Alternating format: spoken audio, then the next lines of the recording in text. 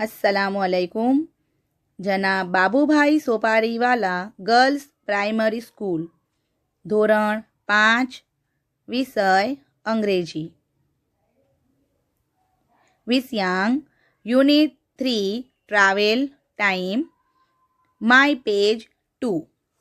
विद्यार्थिनी मित्रों, गया तास में आपणे पाठ्यपुस्तक में आपेल एक्टिविटी 8 અને એક્ટિવિટી 9 વિશેની સમજ મેળવી હતી। આજના તાસમાં આપણે પાઠ્યપુસ્તકમાં આપેલ માય પેજ 2 વિશેની સમજ મેળવીએ। અહીંયા પાઠ્યપુસ્તકમાં આપેલ માય પેજ 2 જોઈ શકો છો। અહીં પ્રશ્ન નંબર 1, પ્રશ્ન નંબર 2 અને સાથે એનો એ વિભાગ અને એ સાથે જ પ્રશ્ન 2નો બીજો વિભાગ બી। આજના તાસમાં આપણે આ પ્રશ્ન 1 અને 2 વિશે સમજ મેળવીએ। તો શરૂઆત કરીએ આપણે પ્રશ્ન 1। સાંભળો, સંભળાવો અને ભજવો। Principal: Why are you late, Megha? તું કેમ મોડી છો મેઘા? મેઘા says, because of the road sign. Because શું કહે છે? of the road sign એટલે રોડ એટલે રસ્તા અને સાઇન એટલે સૂચના। શું કહે છે કે રસ્તા પરની સૂચનાને કારણે, રસ્તા પરની સૂચનાને કારણે। Principal says, what road sign? Principal કહે છે વોટ એટલે શું, રોડ સાઇન રસ્તા પરની સૂચના કઈ, શું છે, કઈ રસ્તા પરની સૂચના? તો મેઘા સેઝ, મેઘા કહે છે it says school ahead, go slow. શું કહે છે મેઘા? લખ્યું છે આગળ શાળા છે, ધીમે ચાલો। તો અહીં આપણે ફરીથી જોઈએ। પ્રિન્સિપલ મેઘાને કહે છે કે મેઘા તું કેમ મોડી પડી છે? તો જવાબમાં મેઘા શું કહે છે કે રસ્તા પરની સૂચનાને કારણે મોડી પડી છું। તો પ્રિન્સિપલે પૂછ્યું રસ્તા પરની સૂચના કઈ? તો જવાબમાં મેઘા શું કહે છે કે રસ્તા પરની સૂચનામાં લખ્યું છે કે આગળ શાળા છે, ધીમે ચાલો। તો દરેક વિદ્યાર્થીની મિત્રોને આમાં સમજ પડી હશે। હવે આપણે આગળ પ્રશ્ન 2, વાર્તા સાંભળો અને લખો। અહીં તમને એક સ્ટોરી એટલે કે વાર્તા આપવામાં આવી છે। આ વાર્તા તમારે સાંભળવાની છે ધ્યાનથી અને એને સમજવાની છે। તો શરૂઆત કરીએ આપણે। Once a man was crossing the desert. He had a camel with him. Soon it was dark.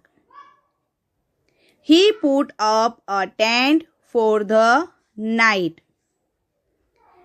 Then he tied his camel to a stick outside the tent. At night, the camel felt cold. It asked the master, "May I put my head inside the sand? Sorry, inside the tent?"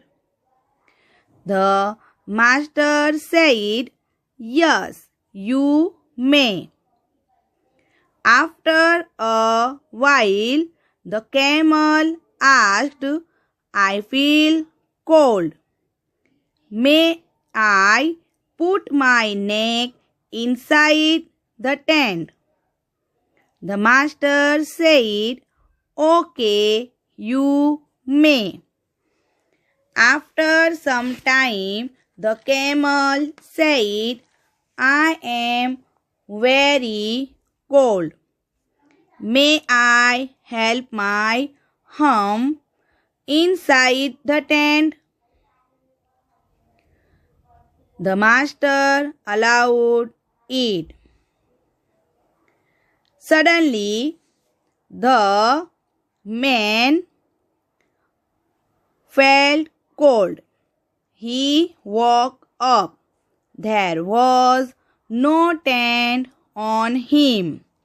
The camel took the tent. The man had to sleep outside the tent. હવે આપણે એને સમજીએ. તો અહીં શું કહે છે? Once એટલે કે એક વાર. અ મેન એટલે કે એક માણસ. Was crossing the desert.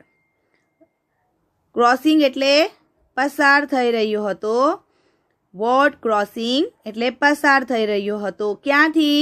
Dessert એટલે કે રણમાંથી. He had a camel with him. તેની સાથે એક ઊંટ હતું. Soon it was dark. Soon એટલે કે થોડી વારમાં. Dark એટલે કે અંધારું થયું. અહીં આપ જોઈ શકો છો નીચે. એકવાર એક માણસ રણમાંથી પસાર થઈ રહ્યો હતો. તેની સાથે એક ઊંટ હતું. થોડી વારમાં અંધારું થયું. આગળ he put up a tent for the night. એણે શું કર્યું? રાત્રે સૂવા માટે. ટેન્ટ એટલે કે તંબુ. put up એટલે કે નાખ્યું. તેણે રાત્રે સૂવા માટે એક તંબુ નાખ્યો. જોઈ શકો છો આપ અહીં. આગળ then he tied his camel to a stick outside the tent. પછી તેણે શું કર્યું? ટાઈટ એટલે કે મજબૂત રીતે બાંધ્યું. his camel કોને? કેમલને. a stick એટલે લાકડી. outside એટલે કે બહાર. the tent ટેન્ટની બહાર. તો અહીં શું તમને લખ્યું છે? તેણે તેનું ઊંટ તંબુની બહાર એક લાકડી સાથે બાંધ્યું. આગળ at night the camel felt cold. શું થયું? તે રાત્રે શું થયું? ઊંટને ઠંડી લાગી. તે રાત્રે ઊંટને ઠંડી લાગી. it asked એટલે તેણે પૂછ્યું. કોને? માસ્ટરને.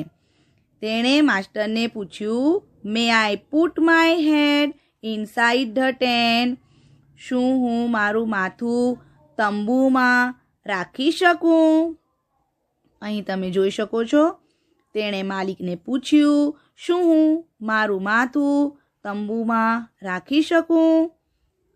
તો જુઓ માસ્ટર શું જવાબ આપે છે? The master said, yes, you may. માસ્ટરે શું કહ્યું? માસ્ટર બોલ્યો, હા, તું રાખી શકે છે. આગળ after a while એટલે કે થોડી વાર પછી. The camel asked. શું થયું? ફરીથી ઊંટે પૂછ્યું, I feel cold. મને ઠંડી લાગે છે. May I put my neck inside the tent? neck એટલે કે એની ડોક. શું કહે છે? શું હું મારી ડોક તંબુમાં રાખી શકું? જુઓ અહીં થોડી વાર પછી ઊંટે પૂછ્યું, મને ઠંડી લાગે છે. શું હું મારી ડોક તંબુમાં રાખી શકું? આગળ હવે માસ્ટર ફરીથી શું જવાબ આપે છે? The master said. માસ્ટર બોલ્યો. ઓકે યુ મે, સારું, તું રાખી શકે છે. આગળ, after some times the camel said. હવે શું થયું ફરીથી? થોડી વાર પછી. આફ્ટર સમ ટાઈમ્સ એટલે કે થોડી વાર પછી. ધ કેમલ સેડ, ઊંટ બોલ્યું. આઈ એમ વેરી કોલ્ડ, હું બહુ ઠંડુ થઈ ગયો છું. May I help my hump inside the tent. શું કહે છે જુઓ. થોડી વાર પછી ઊંટ બોલ્યું, હું બહુ ઠંડુ થઈ ગયો છું. શું હું મારો હમ્પ એટલે કે ઢેકો એટલે શરીરનો અડધો ભાગ તંબુમાં લાવી શકું છું? The master allowed it. માલિકે શું કર્યું? એને પરવાનગી આપી. સડનલી. હવે શું થયું? સડનલી એટલે કે અચાનક. The man felt cold. હવે માણસને ઠંડી લાગી. He woke up. તે જાગી ગયો. There was no tent on him. શું ન હતું? No tent. તેને માથે તંબુ ન હતો. The camel took the tent. તંબુ ક્યાં હતો? કેમલ એટલે કે ઊંટ. ઊંટે તંબુ લઈ લીધો હતો. The man had to sleep outside the tent. Outside એટલે કે બહાર અને સ્લીપ એટલે કે સૂવું. માણસે તંબુની બહાર સૂવું પડ્યું. અહીં જુઓ શું લખ્યું છે? અચાનક તે માણસને ઠંડી લાગી.